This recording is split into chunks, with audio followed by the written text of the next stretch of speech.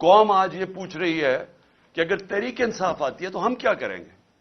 ہم کیسے قوم کو اس مشکل وقت سے نکالیں گے؟ سب سے پہلے جب تک اس ملک کے اندر ایک گورنمنٹ نہیں آتی جو ایک پبلک مینڈیٹ لے کے آئے، جو پبلک کی ووٹ سے آئے،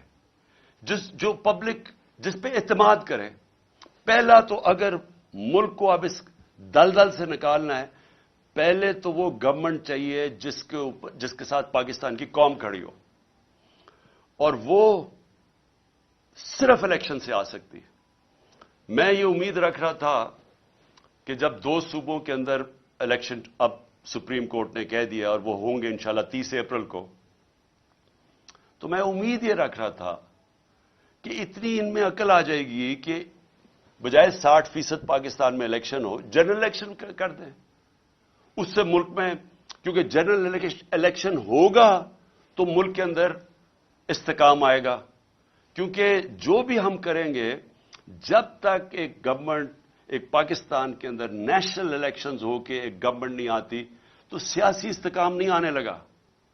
اور وہ سیاسی استحکام الیکشنز میں آئے گا اور اس کے بعد معاشی استحکام آئے گا۔ تو پہلا قدم تو یہ ہے کہ الیکشنز کروا کے ایک گورنمنٹ آئے پبلک کا مینڈیٹ لے کے، جو 5 سال کے لیے آئے، اور اس کے ساتھ اس کو عوام اس کے اوپر اعتماد رکھے کہ یہ مسئلے حل کرے گی۔ پھر یہ پہلا قدم ہے اس دلدل سے نکلنے کا، کیونکہ اس سے کیا ہوگا؟ اس سے ایک عوام کے اندر اعتماد آ جائے گا کہ اب یہ گورنمنٹ 5 سال کے لیے آ گئی۔ ہمیشہ یہ یاد رکھے کہ معیشت کے لیے سرٹنٹی، انگریزی کا لفظ ہے سرٹنٹی، جب تک لوگوں کو یہ اعتماد نہیں ہوتا